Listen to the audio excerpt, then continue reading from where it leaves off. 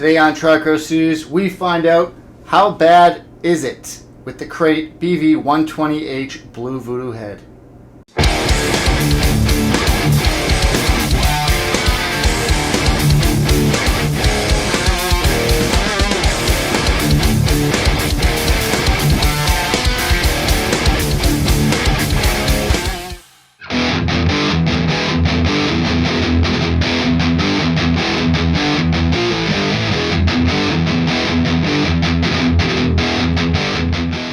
So before we start, the whole point of this video is to actually give this amp a fair shake and a fair review, and let's see if it is as bad as people make it out to be, or is this a good amp or a hidden gem. So let's look at the front panel of this amplifier. So looking from left to right on our front panel, we have power and standby. Power and standby are very self-explanatory, but for anybody that hasn't used tube amp before, power's just to turn your amplifier on. Standby is going to allow you to heat up your tubes or to keep your amp on, but put it in standby so that your amp's nice and warm, ready for when you're ready to play. Moving on now, we have our presence knob, which is a single presence that works for both channels. Got to make sure that you balance that properly, or it might be kind of harsh in one or the other channel. Another thing to note with the presence knob is it boosts up to 5 decibels in a 10 kilohertz range, so you're going to have to make sure that you compensate with your mids in high frequencies, that way you're not getting into those harsh ranges that are hard on the ears or that is unpleasing to the listener.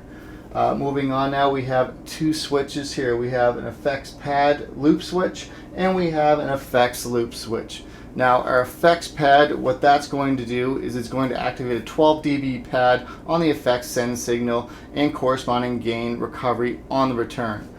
In the in position, this is going to allow us to have lower strength, which is great for pedal effects, and then in the out position, this is better for rack mountable effects, so that way we're not getting into harsh clipping ranges, which we don't want. So this is an excellent feature on this amplifier, and I believe pedals as well, but other amps should have this feature as well. This is an excellent feature.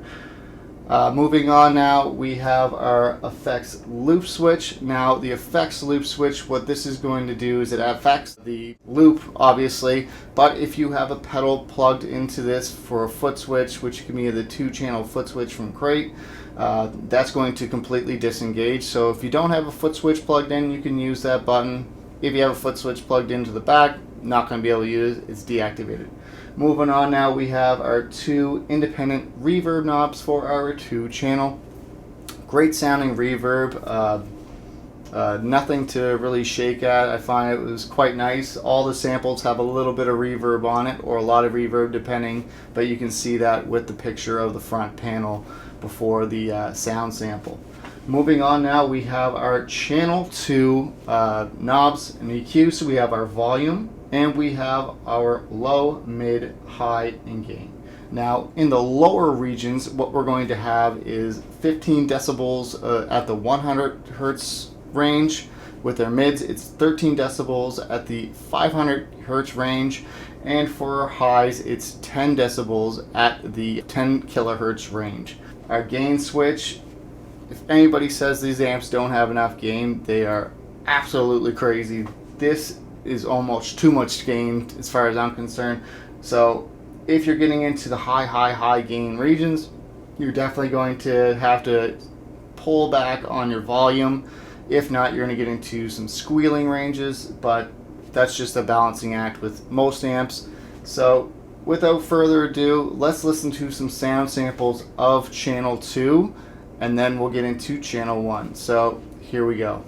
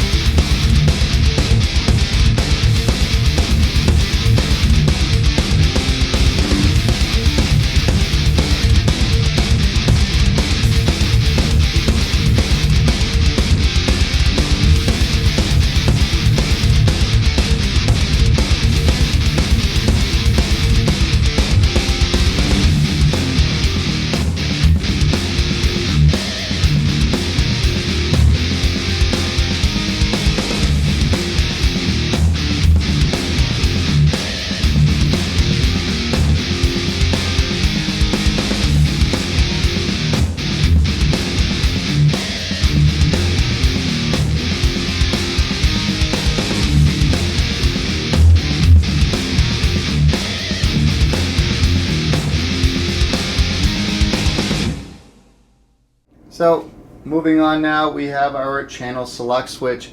For channel 2 we have a red LED, and for channel 1 we have an amber LED.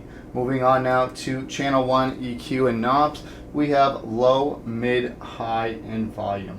Now the low region, what this is going to control is 16 decibels at the 100 Hertz range, 20 decibels at the 300 Hertz range for mids, and for the highs we have 10 decibels at the 10 kilohertz range, and then we have our independent volume for this channel. So without any further ado, let's listen to a couple sound samples of the clean channel.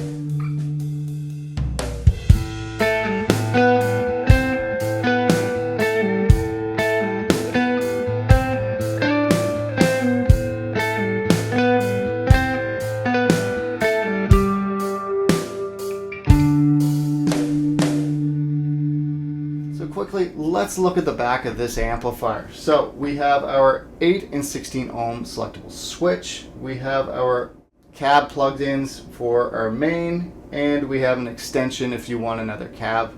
We have our line out, which is going to allow you to record without using a cab, and then we have our effects loop, return and send. We have our foot switch, so you can plug in your 2-button foot switch, your AC line plug-in, your fuse, and then we have our grounding screw. So now let's listen to what the effects loop sounds like with a pedal.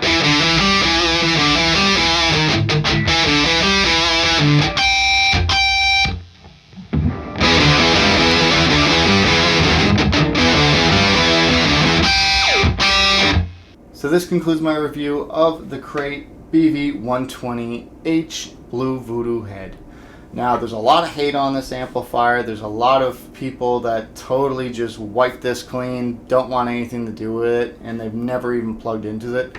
This is the first time I've ever plugged into one of these things, and I honestly believe that it's a great amplifier. I had a lot of fun playing with this. I found it very inspirational at times, and I just had a lot of fun with this review, honestly. We go through a lot of gear here, and there's some things that we don't have fun reviewing. It's just the same old boring thing. This actually has a different flavor of sound. You can get some great tones with it. If you start getting into the high gain regions, yes, you're going to get some nastiness. You're going to get some excess noise. But don't be afraid to dial back your gain. I was able to get some really nice heavy tones with not having this up to 10. I think the most that I would ever put that knob would probably be 7, and I'd be pushing it. Usually on most amps, I'm not going to go past the 12 o'clock position. After that, you're going to get into the muddier, frizzier kind of sounds. But this nonetheless had some great tones in it, some great sounds. I highly recommend plugging into this amplifier. It's not a bad amp, and you can typically get these amps for really, really cheap because of the stigma that they hold. Plus, they were kind of cheaper amps when they first came out. Definitely worth the bang for the buck that you can get from one of these things. They are ridiculously loud. Don't kid yourself, 120 watts is loud. So if this is something that you want for bedroom, or something that's you don't want in an area that you can make too much noise, they also have other variations of this amplifier in 60 watts and other wattages. So definitely check this amp out. Definitely worth it. I hope I've been able to help you distinguish if this is the amp that's right for you or not. Until next time, I'm Kevin of TriPro Studios. Take care.